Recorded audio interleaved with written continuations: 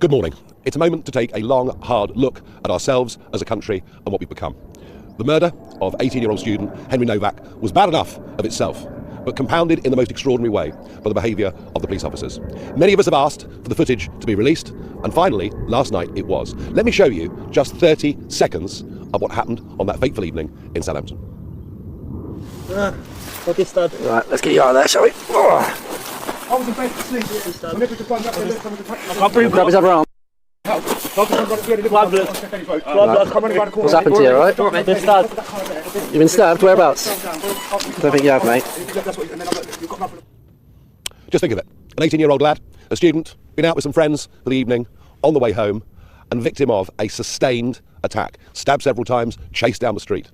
Stabbed seriously 5 times. And what happens? Well, the assailant's brother rings the police to say, we've just been racially attacked and abused by a white guy. The sirens blare, they arrive. Young Henry must have thought that at last help was at hand, but far, far from it. The police act from the beginning to the end, and the end when he dies, lying on a pavement, having been stabbed in handcuffs. The last thing he heard on this earth was him being read his rights by the police.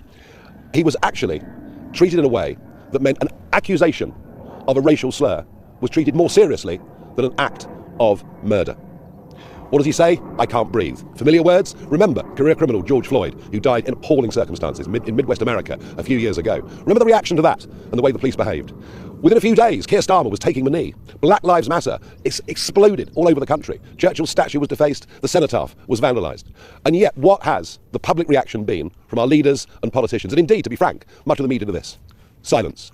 Absolute silence. Proof, if ever there was any, that we're living in a two-tier culture in this country where the rights and privileges of white people matter less than those of ethnic minorities.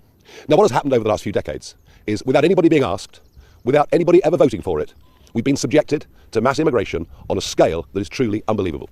At least 10 million new people have come to Britain in the last 20 years. And let's be clear, many of them are great people who work hard, have integrated and made their lives here.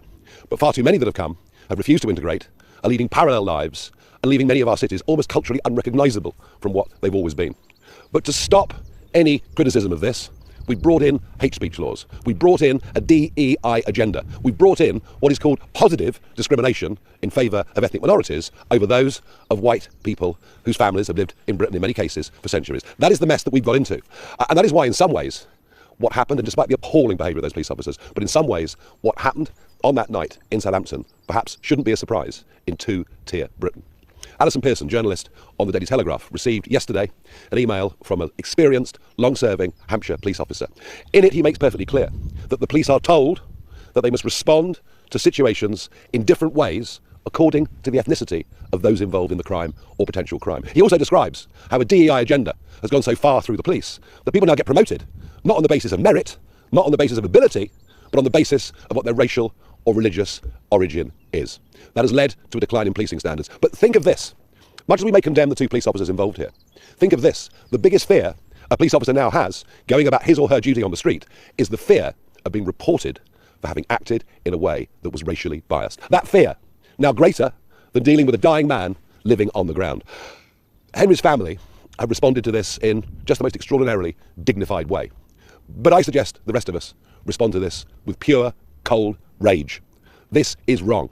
All the values and standards of living in a free country where everybody is judged equally before the law have been trashed and thrown away.